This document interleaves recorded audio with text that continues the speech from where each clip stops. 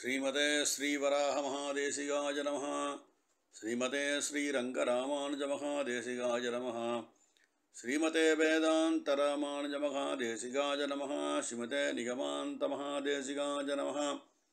श्रीमते भगवते भाष्यकाराय महादेशिकाय नमः। श्रीमते वगलभूषणमहादेशिकाय नमः। श्रीतरङ्गमगलञ्जनी हेमाब्जनायिका समेत श्रीदेवनाथ परब्रह्मणे नमः। श्री अलर्मेल मंका नायिका समेत श्री श्रीनिवास परब्रह्मणे नमः। श्रीमान वेंकटनाथार्य कवितार्किककेसरी वेदांताचार्यवर्यो मे सन्निधत्तां सदाहृति। சீரொன்றுது புல் திருவேங்கடமுடையான் பாரொன்றச் சொன்ன பழமொழியுள் ஓரொன்று தானே யமயாதோ தாரணியில் வாழ்வார்க்கு வானேரப்போமளவும் வாழ்வு. ஸ்ரீமதே நிகமாந்த மகாதேசிகாய நமஹ. சுவாமி தேசிகனுடைய அத்யத்புதமான தயாசதகம் என்ற கிரந்தத்தை யதாசக்தி பூர்வர்களுடைய வியாக்கியானங்களை வச்சு நாம் அனுபவிச்சுட்டு இருக்கோம். முதல் 10 ஸ்லோகத்திலே சுவாமி தேசிகன் ஆச்சாரியாலெல்லாம் சரணாகதி பண்ணி மலையும் சரணாகதி பண்ணி 10வது ஸ்லோகத்திலே தயாதேவியை அவர் சரணாகதி பண்ணுறார். அப்படின்னா நிரஞ்சனாம் மாசில்லாதவள் ஹேயப்பிரத்தனிகத்துவமானது தயாதேவிக்கும் உண்டு, பெருமாளுக்கு மட்டுமில்லை தயாதேவிக்கும் உண்டு அப்படின்னு சொல்லி தயாதேவியை தான் சரணடைந்தார்.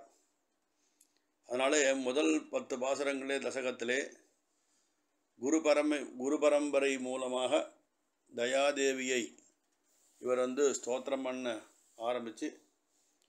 ஆரம்பிக்க போகிறார். அதனாலே இந்த 10வது ஸ்லோகமானது அந்த மீது சொல்லக்கூடியதான தயை பற்றி உண்ட ஸ்தோத்திரங்களுக்கு இது ஒரு உபோத்காதமாக அமைஞ்சதுன்னு 10வது ஸ்லோகத்தை பெரிவா நமக்கு சாதிச்சா. இப்போது 11வது ஸ்லோகத்தை என்ன சாதிக்கிறாருன்னா சுவாமி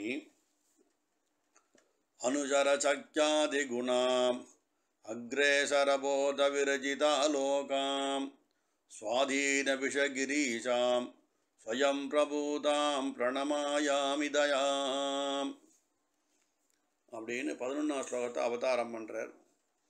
இந்த ஸ்லோகத்தினுடைய சுருக்கமான கருத்துக்கள் என்னன்னு பார்க்க போனாக்கா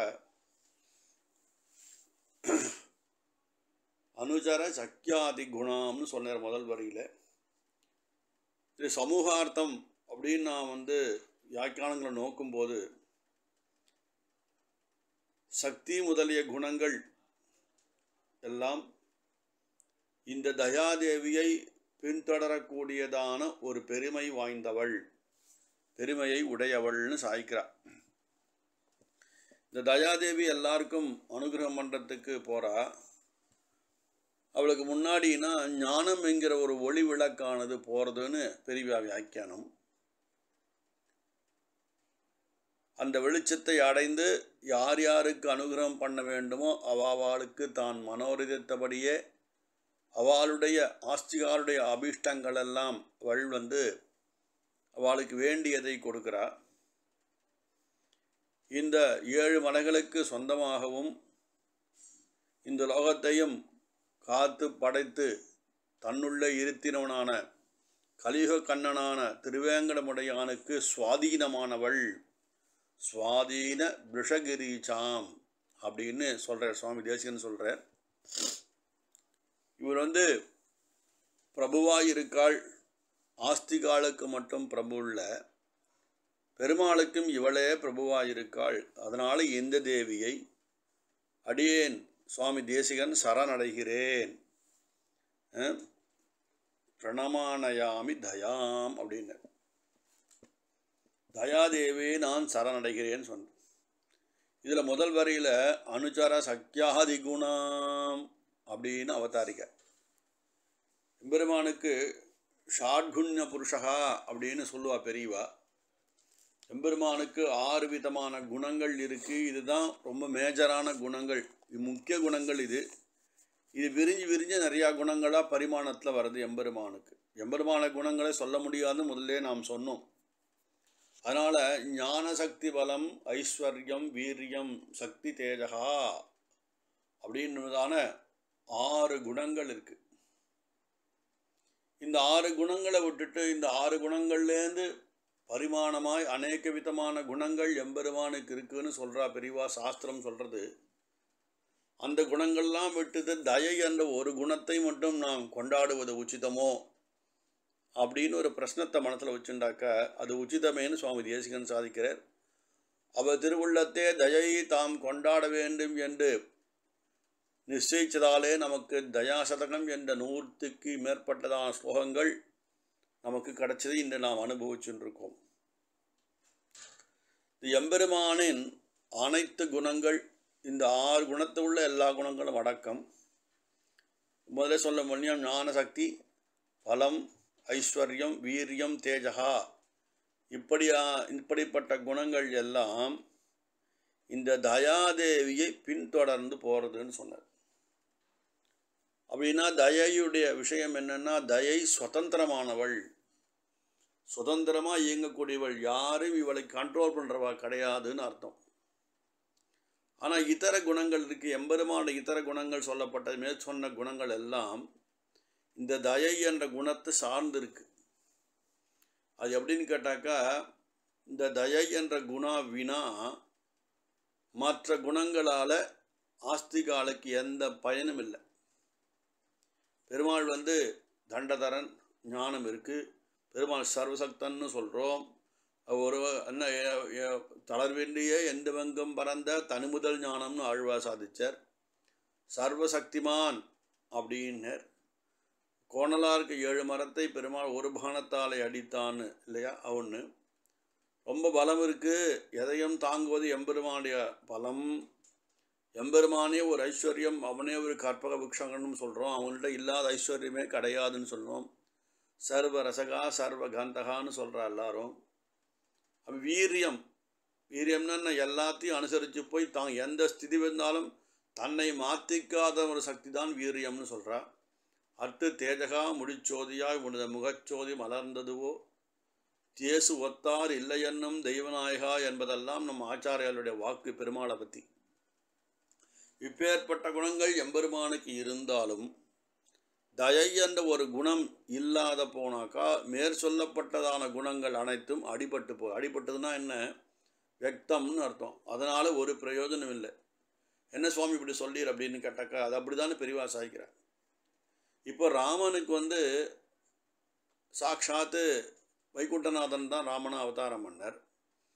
அவருக்கு அந்த தயை என்ற குணம், அந்த காருண்யம் இல்லைன்னு சொன்னாக்கா, இந்த வாலி சுக்ரீவா சண்டையில் சுக்ரீவன் மேலே ஒரு பரிவு என்பதானது தயையானது இல்லைனாக்கா வாலிக்கிட்ட போயிருக்க மாட்டார். அங்கேருந்து லங்கைக்கு போய் சீதையை கண்டுபிடிச்சிருக்க முடியாது இல்லையா?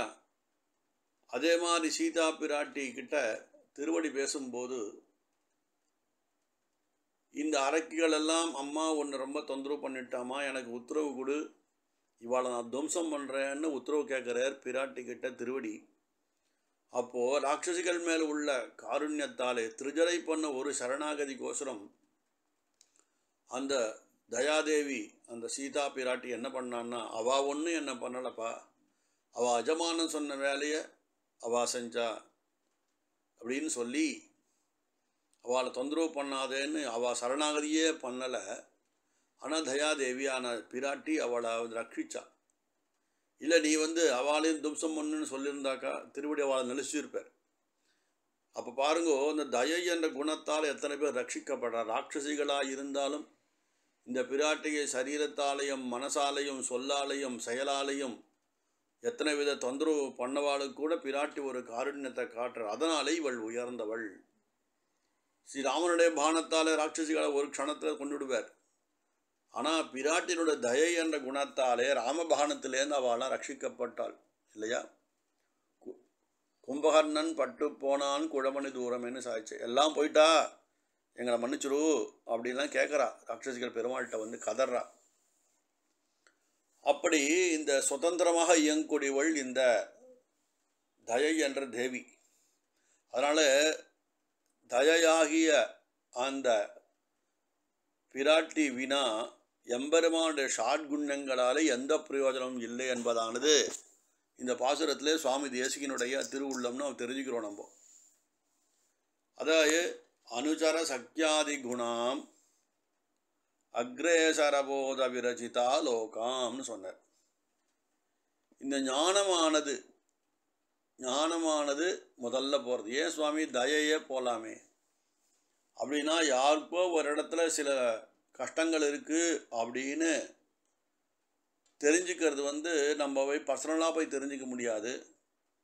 ஏதாவது விஷயம் மூலமாக தெரிஞ்சது, அதுதான் ஞானம். ஒரு விஷயத்தை ஸ்வீகரிக்கும் போது வாயுனா ஆனீத்த விஷயகான்னு சொல்லும்போது, ஒரு காற்றிலே வந்த செய்தின்னு சொல்கிறோமே, அதுக்கு நம்ம நேராக போய் கேட்க வேணாம். காற்றுல நம்ம காதிலே விழுது.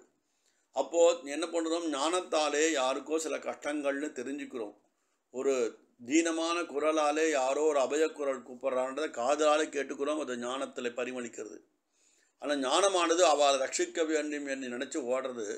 அது பின்னாடி தய என்ற குணமானது தான் ரட்சிக்க வேண்டும் ஞானத்தின் பின்னாடி போகிறதுன்னு சொன்னார் இந்த இடத்துல.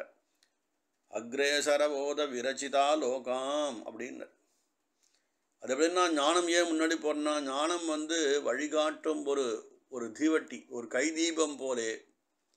எப்படி லோகத்துக்கு சூரியன் என்ற தேவதையாலே பிரகாசங்கள் வருகிறதோ, சவிதா என்ற தேவதையின் மூலமாக சூரிய கிரகணங்கள்லாம் நமக்கு கிடைக்கப்படுறதோ, அதுக்கு முன்பு அருணோதயம் வெளிப்படுறது. இந்த அருணோதயமானது சூரியோதயத்துக்கு முன்பாக வெளிப்பட்டு ஒரு தீபமாக நமக்கு லோகத்துக்கு ஃபஸ்ட்டு இனிமேல் சூரியன் வரப்போகிறான்னு காட்டுறது. அதுதான் ஞானம் அந்த இடத்துல. அதனாலே ஒரு அருணோதயம் போல ஞானமானது தயையாகிய சூரியனுக்கு வழிகாட்டின்னு போகிறது அப்படின்னு பெரியவா சொல்கிறார்.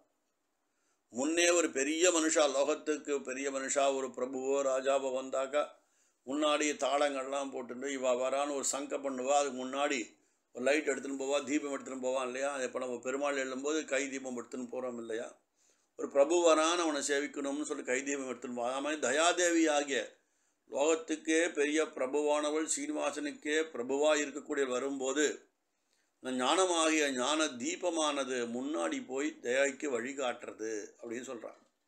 லோகத்தில் ஒரு அம்மா தலை கொண்டுள்ள ஏதோ வேலை பண்ணின்னு இருக்கா. அவருடைய குழந்தை ரொம்ப திடீர்னு அழ ஆரம்பிச்சுது இல்லையா. அழ ஆரம்பிச்சுது. இங்கேருந்து ஓடி வர, அங்கேருந்து ஓடி குழந்தைய வாரி அதன் ரட்சிக்கிறா இல்லையா.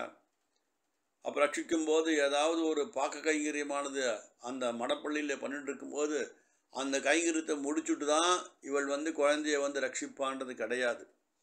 அப்படியே போட்டபடி ஓடி குழந்தைய ரட்சிக்கும் போது ஒரு காலதாமதமின்றி இல்லையா, அந்த சமயத்திலே ரட்சிப்பது அதுதான் தாயோட குணமாக போகிறது இல்லையா. ஒரு பல்லக்கில் ஏறி ஓடி ரட்சிக்க மாட்டா. எப்படி நாராயணாவோ மணிவண்ணா நாகனையாய் வாராய் என் ஆரிடரை நீக்காய் அப்படின்னு கஜேந்திராழ்வான் கூப்பிடும்போது ஸ்ரீ வைகுண்டநாதன் அரைகுலைய தலைகுலைய நின்றான்னு பெரியவாச்சான் பிள்ளை வியாக்கியானம் திருமாலையில். அப்படி இந்த தயாதேவியானவள் நின்று குழந்தை ரட்சிக்கும்போது இந்த தயாதேவிக்கு உள்ள கணவனான திருவேங்கடமுடையான் இருக்கானே, அவன் என்ன பண்ணுறான் அப்படின்னா ரொம்ப சந்தோஷப்படுறானா. எப்படி அம்மா குழந்தைக்கு உடம்பு சரியில்லைனா அவளே டாக்டராக கூட்டின்னு போயிட்டு குழந்தைக்கு வைத்தியம் பண்ணி அப்பா வரத்துக்குள்ளே குழந்தைய சரிப்படுத்தி வைப்பாளோ, அப்போ புருஷன் ஆத்தோள்ள வரும்போது குழந்தைக்கு உடம்பு சரியில்லை டாக்டரை போயிட்டு மருந்து கொடுத்துக்காருன்னு ஆத்தோட எஜமானி சொன்ன உடனே அந்த எஜமானனுக்கு சந்தோஷம் ஏற்படாது. அந்த விதமான சந்தோஷமானது திருவேங்கடமுடையாருக்கு இங்கே ஏற்படுது. சுவாதீன விஷகிரீச்சாம் ஸ்வயம் பிரபுதாம் அப்படின்னு சாய்க்கிறே சுவாமி தேசிகனிங்க. சுவாதீன விஷகிரீச்சாம், இந்த லோகங்கள் 14 லோகங்களையும் எம்பெருமான் சிருஷ்டி மூலமாக நமக்கு கொடுத்தார். அத்தனை லோகங்களுக்கும் அதல விதல சுதல பாதாள மேல் கீழ் சொன்ன லோகங்கள், மேல் சொன்ன லோகங்கள், சத்தியலோகம் பர்யந்தம், ஸ்ரீவைகுண்ட பர்யந்தம் எவெல்லாம் திருவேங்கடமுடையானாகிய அந்த பரவாசு தேவனுக்கு அதீனமாக இருக்குது. இதில் சிருஷ்டி ஸ்திதி பிரவர்த்திகள் எல்லாத்துக்கும் அவன்தான் காரணமாக இருக்கான். அவனோ ஆனால் அந்த திருவேங்கடமுடையான் இருக்கானே, அவன் எப்படிப்பட்டவன்னா அவன் இந்த தயை என்ற தயாதேவிக்கு அதீனமானவன். எல்லா லோகங்களும் அவனுக்கு அதீனமாக இருக்கு, அவனுடைய ஆளுகைக்கு கட்பட்டிருக்குன்னு சொல்லும்போது இந்த தயைக்கு அவன் கட்டுப்பட்டுட்டா சுவாமி அப்படின்னா தயையோட பெருமை என்ன இல்லையா? இந்த தயாதேவி என்ன சொல்கிறாளோ அதைத்தான் அவன் செய்வான் அப்படின்னா. தயாதேவி என்ன சொல்கிறா? இந்த லோகத்தை ரட்சிக்க வேண்டும் அப்படின்னு பெருமாளிடத்தை சொல்லிட்டா, ஒரு வார்த்தை சொல்லிட்டா பெருமாள் ததாஸ்தூன்னு சாதிச்சு ரட்சிக்க வந்துடுவேன் இல்லையா? அதை போல இந்த தயாதேவியினுடைய குணமானது என்னது? ரட்சிப்பதையே தொழிலாக கொண்டது. கருணை தவிர, இந்த ஆஸ்திகால் ரட்சிப்பதை தவிர அவளுக்கு வந்து தண்டனை கொடுக்கணுன்ற எண்ணமே கிஞ்சிதபி தஸ்யாக ஹிருதயே நாஸ்தி. அவளுடைய ஹிருதயத்தில் வந்து தண்டனை கொடுக்கணும் எண்ணம் ஒரு லவலேசம் கூட கிடையாசமே. அவள் திருவுள்ளம் மொத்தமே தயை ரூபமாகவே இருக்கு அப்படின்னு சாய்க்கிறா பெரியவாங்க. அதனாலே இந்த தயாதேவி இவ்வளோ காருண்யத்தோடு இந்த ஜீவாத்மாக்கள் மேலே இருக்கா அப்படின்னாக்கா அவள் சொல்வதையே இந்த லோகநாதன் கேட்கிறான் அப்படின்னா. அவனை காட்டிலும் இவள் ஸ்வரூபத்தில் மேலே விஞ்சி நிற்கிறா. இவளுடைய அந்த கருணையானது எம்பெருமானுடைய கருணையோடு விஞ்சி நிற்கிறதுன்னு சொன்னான் இல்லையா? அப்பேற்பட்டதான ஒரு விஷயத்துக்கு ஆட்பட்டவள் இந்த தயாதேவி. ஸ்வயம் பிரபூதாம் அப்படின்னர். ஸ்வயம் பிரபூதாம் அது என்னன்னா, இவ எப்படின்னா நிறையா பார்த்துருக்கோம் லோகத்தில். நம்ம வந்து ஸ்வயம் பக்த க்ஷேத்திரம் பூவராகம்னு சொல்லுவா. திருநாரணபத்தை கூட சில பேர் சொல்கிறா. அப்பேற்பட்டதான விஷயங்களில் எப்படி பெருமாள் சுயம்புவா வந்து நிற்கிறானோ இந்த லோகத்தை ரட்சிப்பதற்கு அர்ச்சாவதாரத்தில் இவளும் தானே தோன்றியவள் அப்படின்றா பெரிய வியாக்கியானத்தில். ஸ்வயம் பிரபூதாம். சரி, இவ தானே வந்து அவதாரம் பண்ணாளே சுவாமின்னா, அவள் அவதாரம் பண்ணும்போதே பிரபுவாகவே இருந்தாள். பிரபுதாம், பிரபுவாகவே இருந்தாள். எப்பேற்பட்ட பிரபு அப்படின்னாக்கா அவனுக்கும் மேல்பட்டதான பிரபுவா இவள் இருக்கிறாள்னு வியாக்கியானம் பெரிவா பண்ணுறான். அதாவது தோன்றும் போதே பிரபுவாகவே ஐஸ்வர்யத்தோடே தோன்றுவது. இவள்கிட்ட என்ன சுவாமி இருக்குன்னா தயை என்ற மகா ஐஸ்வர்யம் இந்த பிராட்டினிடத்தில் இருக்குது. ராமன் வந்து ஐஸ்வர்யத்தோடு பிறந்த ஒரு ஐடென்டிட்டி என்ன? தசரத சக்கரவர்த்திக்கு பிரதம குமாரனாய் ராமன் அவதாரம் பண்ணார். பெருமையுடைய குலத்தில் வெங்கதிரோன் குலத்துக்கோர் விளக்காய் தோன்றி என்பதானது ஆழ்வாருடைய அனுசந்தானம். அது மாதிரி பெருமையுடைய குலத்திலே பிறந்த அவதாரம் பண்ணார் ராமர். ஆனால் இவள் இருக்காளே, இவள் தோன்றலே பெருமையாக இருந்தது. தோன்றும் போதே பிரபுவாகவே இருந்தாள். தானேவும் தோன்றினாள் என்றபடி 3 விதமான நிலைகளை இந்த தயாதேவி ஸ்வயம் பிரபூதாம் என்ற விஷயத்தாலே அடைகிறாள் அப்படின்னு சொன்ன. அதனாலே ஸ்வயம் பிரபூதாம்னு சுவாமி தேசிகன் மங்களாசாசனம் இங்கே. இவளுடைய அந்த பிரபுத்துவத்துக்கு கருவிலே திருவிடையார் காலத்தை கழிக்கின்றீரேன்னு சொல்லிட்டு ஆழ்வார் சொல்கிறார். அதனால் இவள் பிறக்கும் போதே தானுடைய அவதாரம் பண்ணும் போதே தானே தோன்றியவள், தோன்றலிலே பிரபுத்துவத்தை உடையவள், தோன்றலும் தோன்றியதும் காரணமாக சுயமாகவே பெருமையும் உடையவள்னு பெரிய வியாக்கியானம் பண்ணுறார். பிரமாணயாமி தயாம்னு கடைசி வரியில் கொண்டு முடிச்சார் சுவாமி. ஸ்வயம் பிரபூதாம் பிரமாணயாமி தயாம் அப்படின்னர். இவள் வந்து என்ன சொல்கிறான்னா, இந்த இவளுடைய தயைக்கு இத்தகையவள் ஆகிய தயையான இவள் இவ்வளோ விஷயத்துக்கும் தயே காரணம் என்ன நான் நிரூபணம் பண்ணுறேன்னு சொல்கிறார் சுவாமி தேசிகன். இங்கே மானம்னு ஒரு பதம் போட்டிருக்கா. இது வந்து லக்ஷணத்தையும் சொல்லும் பிரமாணத்தையும் சொல்லும்னு பெரிய வியாக்கியானம். எப்படின்னா ஒரு பகுமானத்துடன் நோக்குகிறேன். இப்பேற்பட்ட தயாதேவியை நான் வந்து தயாதேவி இருக்கா கை கூப்பிட்டு போகலான்ற கிடையாது, சிரசா வணங்குறேன்.